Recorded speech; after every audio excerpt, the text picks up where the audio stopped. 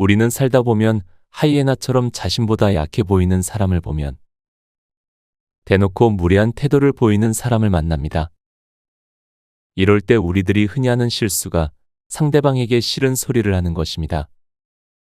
하지만 이런 대응은 결국 내 주변에 적을 많이 만들게 되고 상황을 더욱 악화시킬 수 있습니다.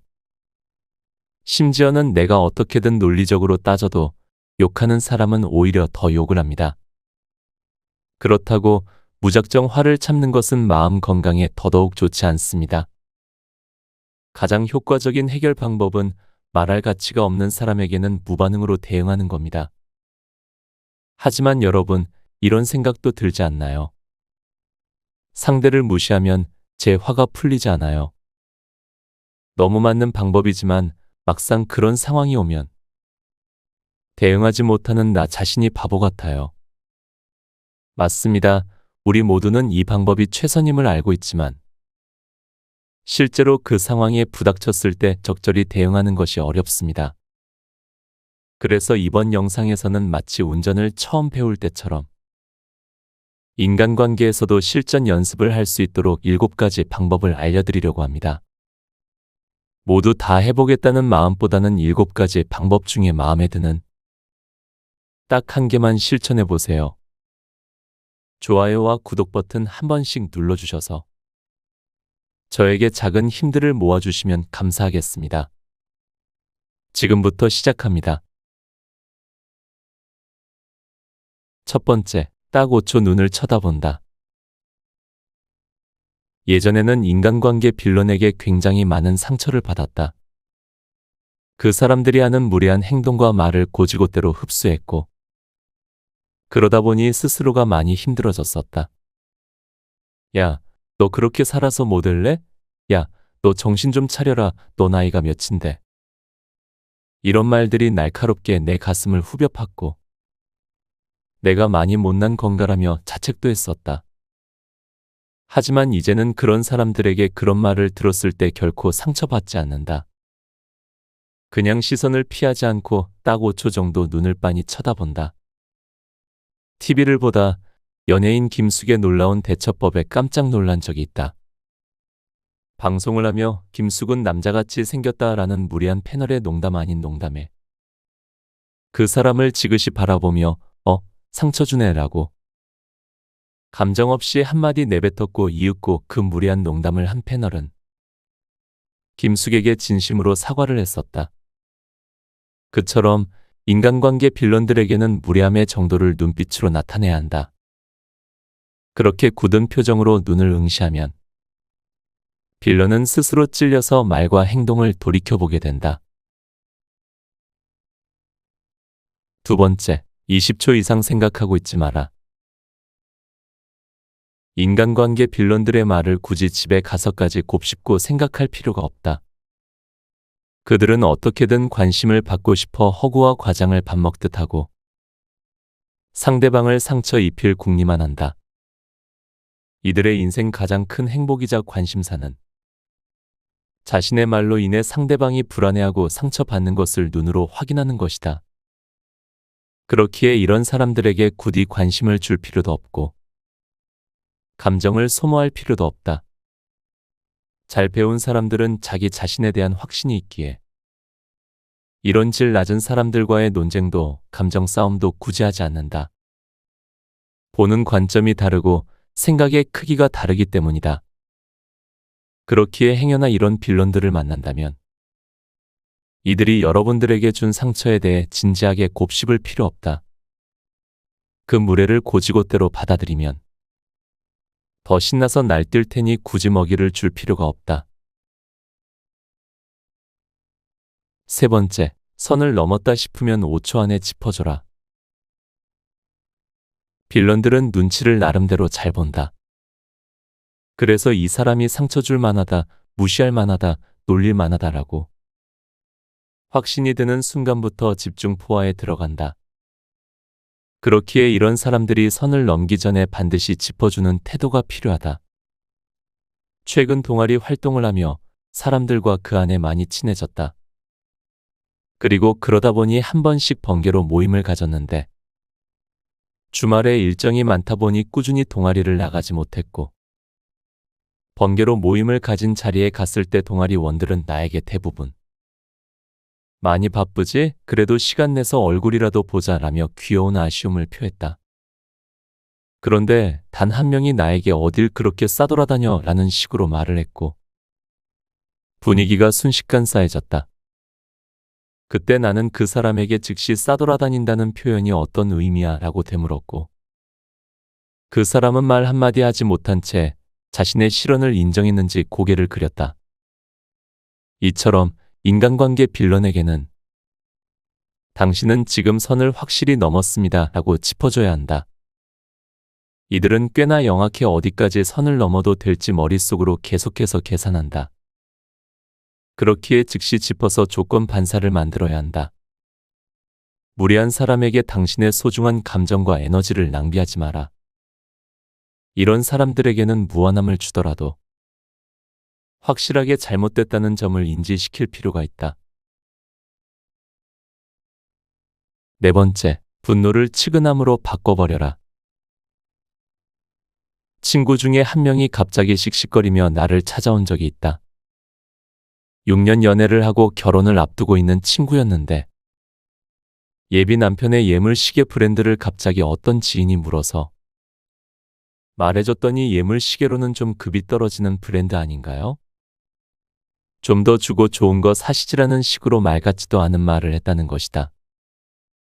그 상황에서 그 친구는 아무 말도 못했던 자신에게 큰 분노와 짜증이 났었고, 지금도 계속해서 분하다고 얘기했다. 그래서 나는 그 친구에게 이렇게 말했다. 그냥 측은하게 생각해줘라. 축하해줘도 모자란데.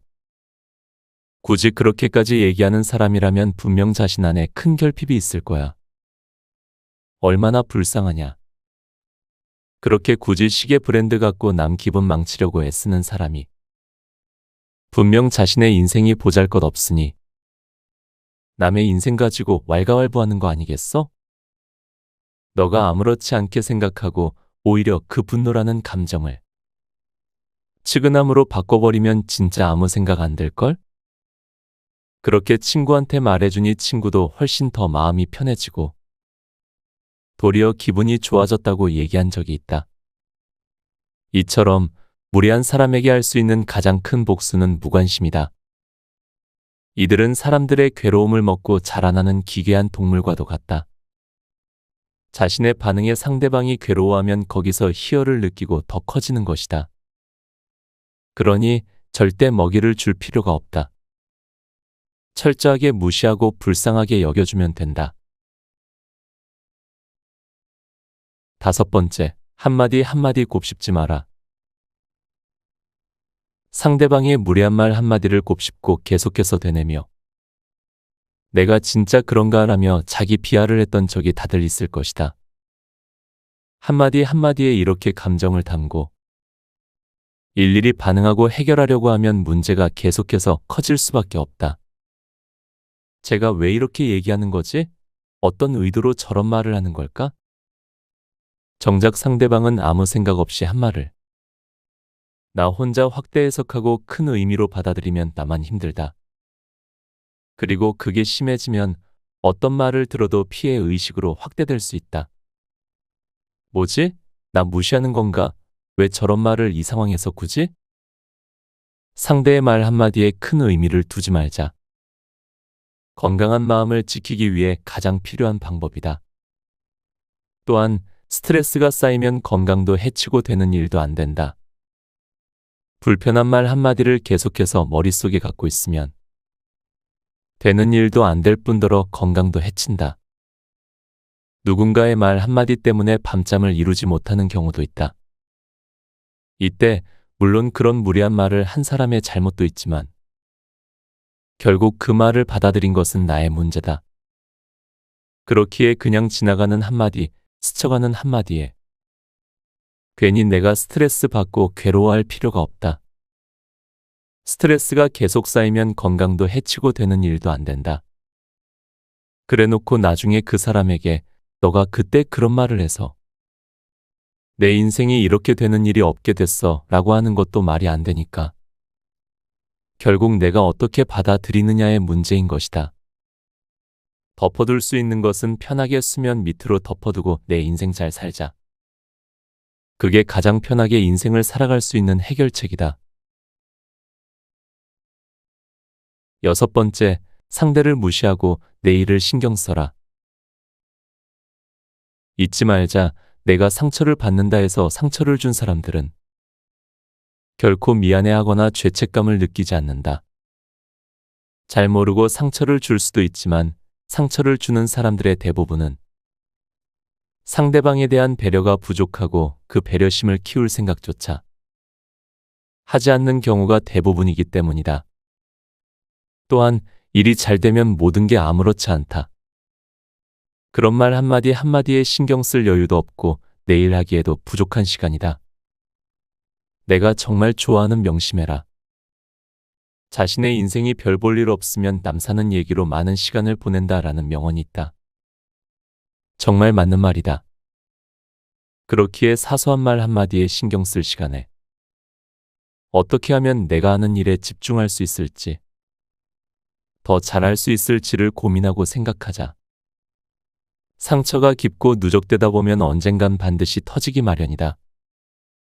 만약 여러분이 예민한 성격이라 하더라도 반드시 의도적인 연습을 통해 바꿔나가야 한다. 1분 1초도 머릿속에 담고 있을 필요 없다. 그 말들은 모여서 여러분을 갉아먹을 뿐이다. 7번째, 상대가 주는 도움이라도 원치 않으면 단호하게 끊어라. 누군가를 만나다 보면 이런 느낌을 받을 때가 있다. 분명 나를 위해 주는 것 같은데 왜 이렇게 불편하지? 나에 대한 조언과 잘 되라는 마음에서 해주는 행동들과 말이 모두 간섭으로 느껴지고 심할 경우 굉장한 부담으로 다가와 나를 힘들게 한다. 하지만 그 행동이 결코 악의로 느껴지지 않고 나를 위한 선해 같아 단호하게 말을 할 수도 없다.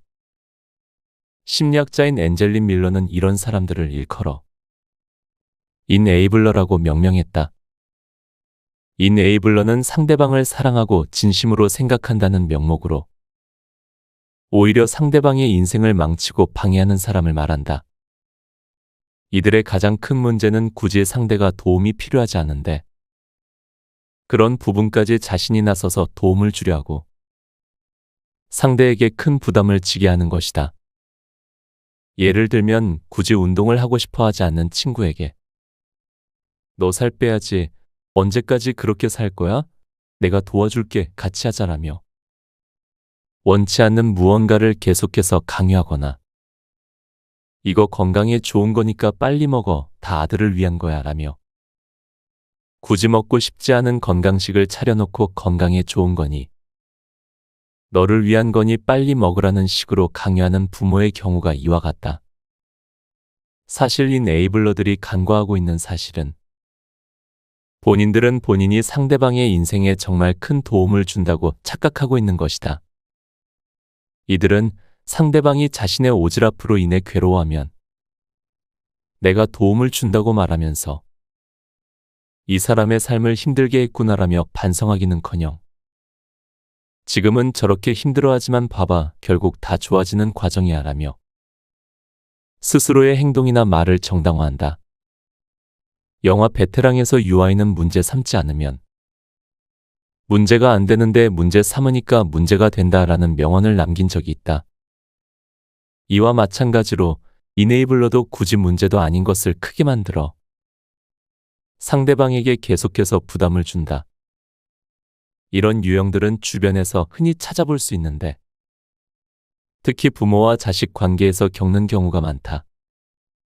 예를 들면 다 너를 위한 거야 라며 굳이 자식이 원하지 않았는데도 자신의 모든 것을 희생해 아이의 뒷바라지를 하는 부모님의 경우 이런 경우 서로의 가치관이 너무나도 다르기 때문에 필연적으로 갈등의 골이 깊어질 수밖에 없다.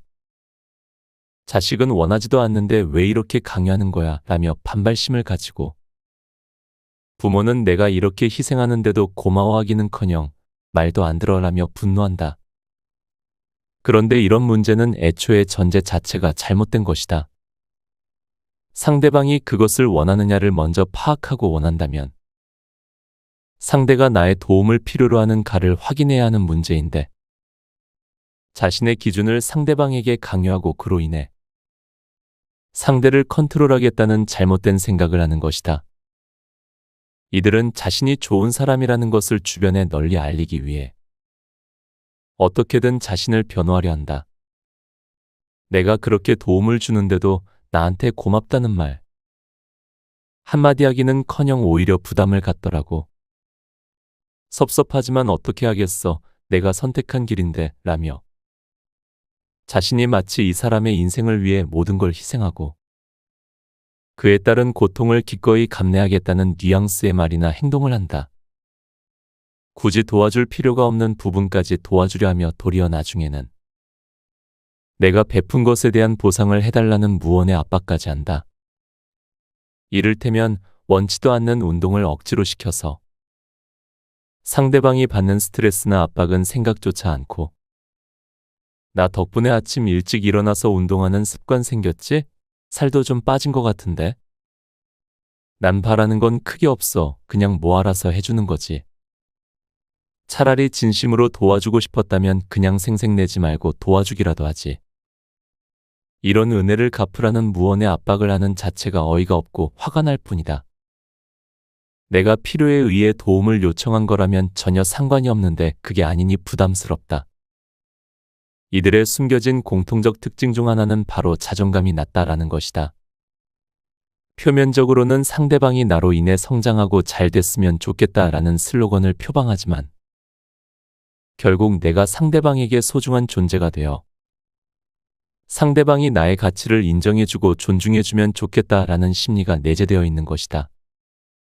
그렇기에 정신적으로든 물질적으로든 보답을 바라는 것이고 원치 않는 도움을 부담스럽게 계속해서 주려 하는 것도 이와 괴를 같이 한다. 이런 사람들의 원치 않는 도움을 거절하는 방법은 단 하나다. 그 사람의 호의에는 감사를 표하되 내가 지금 그 호의가 필요 없다는 것을 정확하게 인지시켜주는 것이다. 이렇게 나 챙겨주고 배려해준 거 너무 고마워. 그런데 지금 나는 내가 해야 할 게 많아. 그걸 할 여유는 없어. 그러니 마음만 받을게. 이런 식으로 상대의 호의를 인정하고 그 호의에 대한 거절을 확실히 한다면 이런 이네이블러들의 원치 않는 도움을 막을 수 있다. 그럼에도 불구하고 부담스럽게 계속해서 원치 않는 도움을 주려 할 때는 단호하게 관계를 끊는 것이 우리 스스로의 정신 건강을 위해 필요한 태도다. 잘 배운 사람이 무례한 사람을 무기력하게 만들 수 있는 이유. 잘 배운 사람들은 무례한 사람들의 말을 이해하지 못하는 게 아니다. 오랜만에 만나서 그렇게 친하지도 않은데 첫마디를 너 아직도 이렇게 입고 다니냐? 아저씨 같아 라고 한다거나 취업 준비 언제까지 할 건데? 라며 취업에 도움 줄 것도 아니면서 내 인생에 감나라 배나라 하는 그런 무례한 사람들. 겉으로는 걱정해주는 척, 위해주는 척 보인다. 너가 다른 사람들에게 올드한 이미지를 줄 것 같아. 내가 패션에 대한 지적을 하는 거야. 나는 솔직하잖아. 아직 취업 준비하는 건 너 나이 때는 사실 좀 아니지. 부모님 생각도 해야지 라는 식의 걱정을 표방하는 무례를 저질러 반응을 하기도 애매할 수 있다. 그러나 이런 무례한 사람들의 내면은 굉장히 다르다. 무례한 사람들은 자신이 평가하는 위치에서 그 사람들의 마음을 조종하고 싶어하는 심리가 있다. 상대방으로 하여금 자신에게 의존하게 하여 자신의 말을 철석같이 믿고 대단한 사람으로 생각하며 자신을 떠받들어 주길 원하고 신봉하게 하길 원한다. 그러나 잘 배운 사람들은 결코 그런 것에 일희일비하거나 무례한 사람들의 말 한마디 한마디에 반응하지 않는다. 그들은 애초에 못 배운 무례한 사람들의 평가 따위에 의존하지 않기 때문이다. 무례한 사람들의 말을 들었을 때 아, 진짜 좀 올드한가? 아저씨 같은가? 이제 그만 노력할 때 된 건가? 라며 스스로를 돌아보고 괴로워하지 않고 지 인생이나 열심히 살지 라고 생각하고 치워버린다. 무례한 말을 들었을 때 왜 이런 말을 하지? 라며 의미를 되뇌는 게 아니라 그딴 말에 대해 생각하며 내 정신 건강 망칠 바에 편하게 쉬는 편이 낫다 생각하는 것이다. 그렇기에 그냥 그런 말을 했을 때 알겠어 라고 하면서 무례함을 이어나갈 여지를 원천 차단해버린다. 이들은 자신의 무례가 무시로 돌아올 때 한순간에 무기력해진다. 인간관계에서 일도 필요 없는 3가지. 첫째, 떠나간 인연. 10년 지기 친구를 잃은 적이 있다. 그 친구와 어릴 때부터 굉장히 친하게 지냈었는데 성격 차이로 많이 다퉜고 어느 순간 연락을 안 하게 됐다. 몇 달간은 정말 힘들었다. 다시금 그 친구와 연락을 하고 싶고 관계를 개선시키고 싶었기 때문이다. 그러나 그런 나의 마음을 알았는지 내가 의지하는 형 한 명이 이렇게 말했다. 이미 떠난 인연에 대해서는 굳이 너의 감정을 소비하면서까지 생각 안 해도 돼. 서로가 그냥 서로의 행복을 빌어주고 자신의 인생을 열심히 사는 게 최선이야. 그 형의 말을 듣고 더 이상 떠나가 버린 인연에 대해 생각하지 않으려 노력했고 내가 할 것들을 하며 시간을 보내니 더 이상 그 사람들로 인해 괴로워하지 않게 됐다. 헤어진 연인이든 성격과 가치관 차이로 더 이상 보지 않기로 한 친구든 떠나간 인연에 대해서 전혀 괴로워할 필요가 없다. 어차피 떠난 사람들이고 그들과의 좋았던 추억을 떠올려봤자 내 마음만 아프기 때문이다. 아쉽지만 간 사람은 간 사람이다. 그들보다 중요한 건 현재의 내 인생이고 내 곁에 남아있는 좋은 인연들이다. 둘째, 쓸모없는 질투. 질투는 크게 2가지 종류가 있다. 건강한 질투와 쓸모없는 질투. 건강한 질투는 이런 것이다. 잘 나가는 사람, 성공한 사람, 열심히 살며 자신이 원하는 것을 성취한 사람을 보며 와, 나도 저렇게 되고 싶다라는 건강한 질투심을 느끼고 자신의 인생을 변화시키기 위해 노력하는 질투를 성장의 동력으로 삼는 경우다. 30살의 나이에 경제적 자유를 이룬 사람의 유튜브를 보고 어떻게 그 사람이 경제적 자유를 이뤘는지 영상을 꼼꼼히 살펴보며 자신도 그 방법을 인생에 적용하고 더 나아지려고 하는 것과 같다. 반면 쓸모없는 질투는 뭐야, 금수저 아니야? 쟤가 뭔데 잘 돼? 틀림없이 부정한 방법으로 돈 벌었겠지 라며 상대방의 성취나 성공의 가치를 폄하해버리고 보잘것없는 것으로 만드는 것이다. 하지만 이런 사고방식은 본인에게 하등 도움될 게 없다.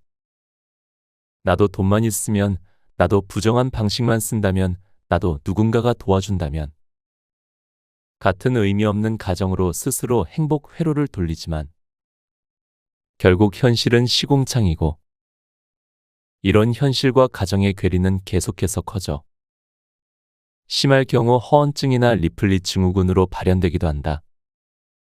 그러니 인생에 하등 도움되지 않는 쓸모없는 질투는 더 이상 하지 않기로 하자. 셋째, 복수한다는 다짐. 밀란 쿤데라의 농담이라는 책의 줄거리는 이렇다. 좋아하는 여학생에게 쓴 편지에 실린 농담 한마디에 대학교를 그만두게 되고 자신의 젊은 시절을 빼앗긴 주인공은 몇십 년간 과거에 얽매여 살며 자신을 그렇게 만든 동료 제마닉에게 복수를 기회를 호시탐탐 노린다. 하지만 몇십 년 만에 재회한 그의 동료는 자신이 증오했던 예전의 모습과는 많이 달라져 있었다. 그는 무엇을 위해 몇십 년의 시간을 보냈던 걸까? 이 책을 읽으며 참 많은 생각이 들었던 기억이 난다. 인간관계에서 나를 무시한 사람들에게 복수하겠다는 일념으로 비생산적인 시간을 보내는 사람들이 꽤나 있다. 그들의 공통적인 생각은 내가 무시당한 만큼 너를 괴롭힐 거야 인데 이런 가치관은 자신의 인생에 하등 도움되지 않으며 심지어 인생을 퇴보시키기도 한다. 그러니 뿌리 깊은 복수심 때문에 스스로의 인생을 망치지 마라. 그 시간에 스스로를 발전시킬 생각을 하고 더 좋은 사람들과 좋은 시간을 보낸다면 훨씬 더 가치 있는 인생을 꾸려나갈 수 있을 것이다. 곁에 두고의 짧은 생각. 오늘은 그저 저의 영상을 끝까지 시청해 주시는 분들에게 정말 진심으로 감사드린다는 말씀을 전하고 싶습니다. 많이 부족한 채널이고 성장해야 하는 부분이 많지만 늘 시청해 주시는 여러분이 있어 하루하루를 보람차게 보내고 있습니다. 솔직히 제가 아직 인생을 많이 살진 않았지만 힘든 일이 있을 때는 옆에서 멘토 역할을 해주는 사람이 있다는 게 든든한 버팀목이란 걸 알았습니다. 책 곁에 두고 채널이 여러분에게 버팀목이 되고 여러분도 제 채널에 든든한 버팀목이 되어주시면 정말 감사하겠습니다. 저는 내일도 도서관에서 좋은 책을 가져와 좋은 영상을 만들려고 노력합니다. 오늘도 함께 해주셔서 정말 감사합니다. 책, 무례한 사람에게 휘둘리지 않는 법을 읽고